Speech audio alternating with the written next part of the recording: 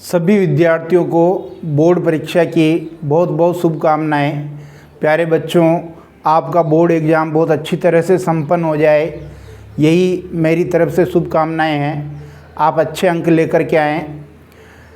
अब आज का ये जो वीडियो है ये इस टॉपिक पर है कि आप बोर्ड एग्ज़ाम देने से पहले क्या क्या सामग्री अपने साथ ले जाएं कि आपको वहाँ अनावश्यक परेशान नहीं होना पड़े। बिल्कुल इसी क्रम में मैं यहाँ कुछ सामग्री को आपके साथ शेयर करूँगा ताकि आप उन बातों का ध्यान रखें। यदि आप हमारे इस YouTube चैनल पर आज ही जुड़े हैं, पहली बार जुड़े हैं, तो इसको सब्सक्राइब कर लें। प्यारे बच्चों, सबसे पहली सामग्री है जो आप भी जानते हैं, वो है आपका प्रवेश पत्र। क्या है? प्रवेश पत्र। एडमिशन कार्ड, एडमिट कार्ड, ये जो प्रवेश पत्र है इसके बारे में मैं कुछ बातें आपको बताना चाहता हूँ। सबसे पहले तो ये प्रवेश पत्र आपने आपके विद्यालय से प्राप्त कर लिया होगा, अपने स्कूल से इसको प्राप्त कर लिया होगा। अगर अब तक आपने ये प्रवेश पत्र प्राप्त नहीं किया है तो आप अपने विद्यालय से इसको प्राप्त कर सकते हैं, पहली बात। दूसरी बात, जब आप इस प्रवेश पत्र को प्राप्त कर लेंगे तो उनके ऊपर कौन कौन सी जानकारियाँ आपको देखनी है, ताकि आपकी अगर मान लो कोई त्रुटि रह गई है प्रवेश पत्र में तो समय रहते उसको सही किया जा सके। सबसे पहले जैसे ही आप प्रवेश पत्र लेंगे उसके ऊपर अपने प्रधानाचार्य प्रिंसिपल के सिग्नेचर देखेंगे, सील और साइन हो रखे हैं कि नहीं हो रखे हैं वो देखेंगे सबसे पहले। उसके बाद देखेंगे आपका फ़ोटो। जी हाँ, प्रवेश पत्र पर आपका फ़ोटो प्रिंट हुआ है कि नहीं हुआ है। अगर फ़ोटो प्रिंट नहीं हुआ है तो आप पुनः अपने सर से कहें कि उसको रीप्रिंट कर लेंगे। रीप्रिंट करने के बाद उसके ऊपर फ़ोटो फैच हो जाएगा। कितनी बार क्या होता है कि उचित नेटवर्क नहीं होता है तो फ़ोटो फैच नहीं हो पाता है और प्रवेश पत्र में वो फ़ोटो नहीं आ पाता है, तो आप पुनः रीप्रिंट करवा लें उसको, अपने सर से कह करके वो रीप्रिंट कर लेंगे और फ़ोटो आ जाएगा। उसके बाद आप देखें उसके ऊपर रोल नंबर, अपने रोल नंबर जो अंकों में शब्दों में दे रखे हैं उन रोल नंबर को अंकों में शब्दों में लिखना भी आपको आना चाहिए। उन रोल नंबर को आप अच्छी तरह देख लें।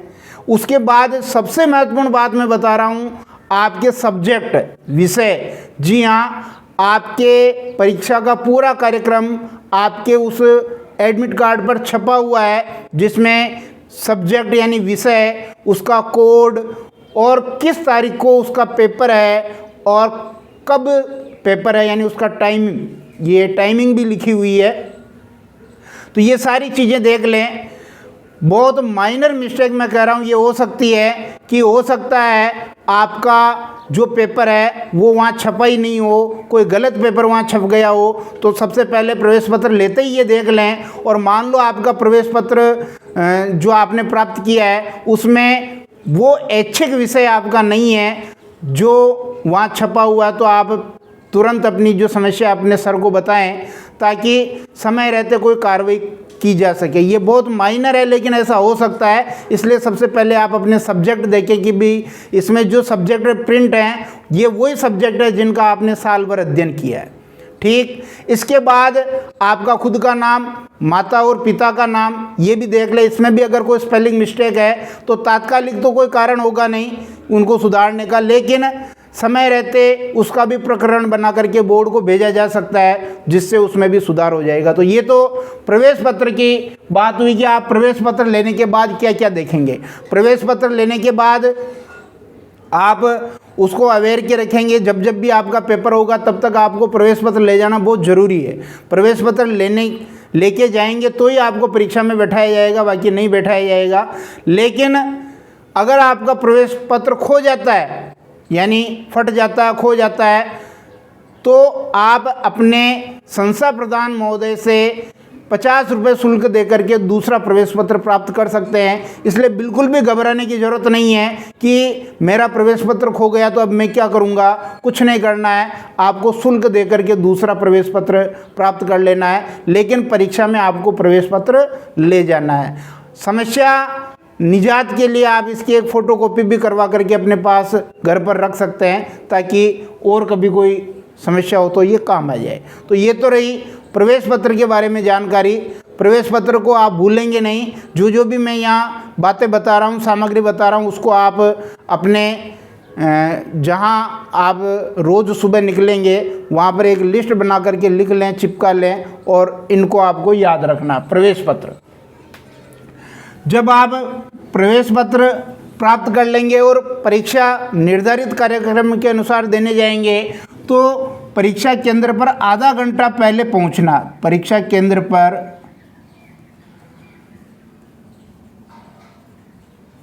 आधा घंटा पहले पहुंचे, ये बहुत ही ज़रूरी है क्योंकि बहुत सारे बच्चे लास्ट समय तक जो है किताब छोड़ते नहीं हैं और जब वो किताब नहीं छोड़ते हैं तो लेट हो जाते हैं, फिर दौड़ते भागते जाते हैं। आप जितने रिलैक्स रहेंगे, परीक्षा केंद्र पर समय से पहले पहुँचे, रिलैक्स रहें क्योंकि जो पढ़ना था जो पढ़ लिया आपने। अब कोई 5-15 मिनट में आप कोई बड़ा तीर मारने वाले नहीं हैं, इसलिए समय रहते आप परीक्षा केंद्र पहुँच जाएं। 30 मिनट पहले पहुंच जाएं और उतना ही मार्जिन लेकर के चले समय का कि आपका घर या जहाँ से आप परीक्षा देने जा रहे हो वो स्थान कितना दूर है, उसी अनुसार आप परीक्षा केंद्र के लिए रवाना हो ताकि मान लो कोई दिक्कत हो तो आप समय पे पहुंच जाएं। इमरजेंसी नंबर आप अपने पास रखें ताकि ऐसी कोई समस्या हो जाए, जैसे बहुत सारे बच्चे बाइक से जाते हैं, पंचर भी हो सकती है, बाई बस जाते हैं या टैक्सी में बैठ कर के जाते हैं या अपने खुद के वाहन से, साइकिल से आते हैं, तो बहुत सारी समस्याएं हो सकती है। तो वो सारा आगे से सोच करके प्लान करके रखें कि आधा घंटा पहले मुझे पहुंचना है, उसी हिसाब से आप निकलें तो ये समय पर आपको पहुंचने में बहुत मदद करेगा, आप रिलैक्स रहेंगे। तीसरा जो बिंदु है वो आपका है कि 2 तरह के पेन लें, यानी एक तो काला पेन,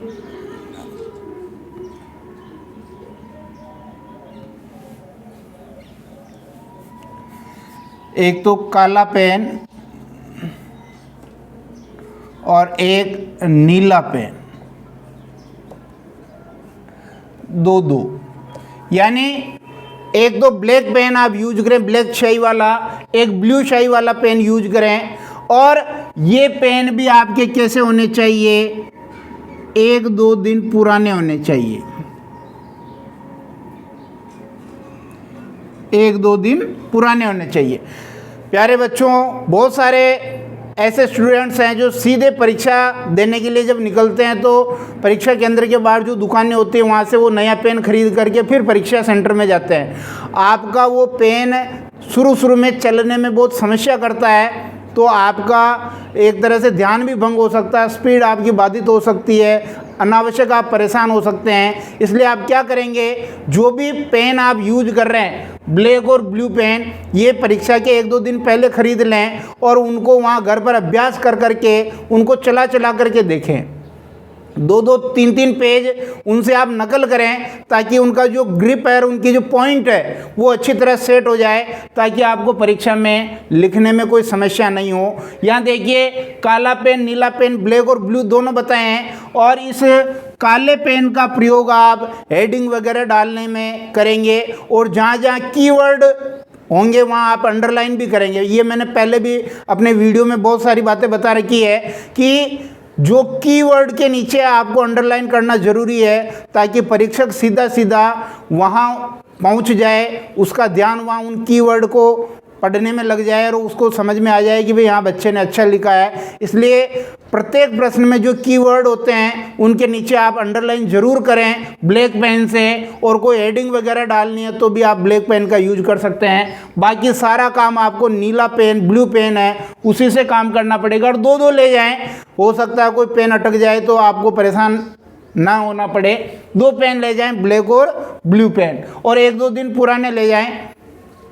उसके बाद देखिए, चौथे नंबर पर आप एक बड़ी स्केल ले लें, बड़ी स्केल, 1-2 बड़ी स्केल ले लें, एक पेंसिल ले लें, एक रबर ले लें और एक शार्पनर ले लें। यानी ये 4 चीज़ें ज़रूर आप ले लें। पेंसिल और रबर शॉर्पनर की वैसे ज़रूरत पड़ती नहीं, लेकिन आपको लग रहा है जैसे कोई इकोनॉमिक्स का पेपर है मान लो, या कुछ आपको ऐसा डायग्राम बनाने की किसी सब्जेक्ट में ज़रूरत पड़ती है, तो कभी कभी ये महसूस होती है इसकी आवश्यकता, तो आप ये ले लें साथ में, और बड़ी स्केल ज़रूर ले लें ताकि लाइनें खींचने में आपको आसानी रहे। और ये जो स्केल लें ये भी पारदर्शी लें, पेंसिल, रबर और शॉर्पनर ये आप अपने साथ ले लें। इसके बाद देखिए 5वें नंबर पर आप क्या लेंगे, देखो प्रवेश पत्र आपने ले लिया, आधे घंटे पहले आप पहुंच गए, ब्लैक एंड ब्लू पेन दो ले लिए आपने, 1-2 दिन पुराने, बड़ी स्केल, पेंसिल, रबर, शॉर्पनर ले लिया।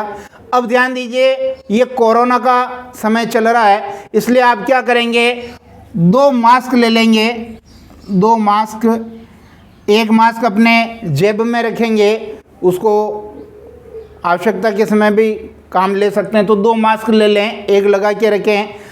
इसके साथ आप सैनिटाइज़र की अगर कोई छोटी अगर बोतल हो तो वो भी ले लें, पॉकेट वाली, ताकि ज़रूरत पड़े तो इसको भी आप काम में ले सकें। और 6ठे नंबर पे आप लेंगे एक पानी की बोतल,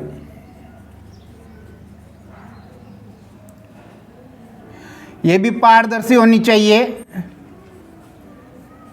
जो बाज़ार में मिलती है वो लेंगे आप, सीधी मिलती है वो लेंगे, पारदर्शी हो कुल मिला करके, ताकि अनावश्यक कोई परेशान नहीं करे। ये सब चीज़ें परेशानी से बचने के लिए है। अगर किसी बच्चे को लगता है, वैसे तो सेंटर पर पानी पिलाने की पूरी व्यवस्था है, आपकी सीट तक पानी ला कर के पिलाया जाएगा, लेकिन फिर भी आपको लगे कि भाई मैं तो जब भी यानी प्यास आपको ज़्यादा लगती है या फिर और किसी मुसीबत से आप बचना चाहते हैं, तो आप अपनी पानी की बोतल साथ ले जा सकते हैं, लेकिन वो पारदर्शी होनी चाहिए, और अपनी टेबल पर उसको रख लें और उस हिसाब से उसको समय पर जब आपको प्यास लगे उसका उपयोग करें।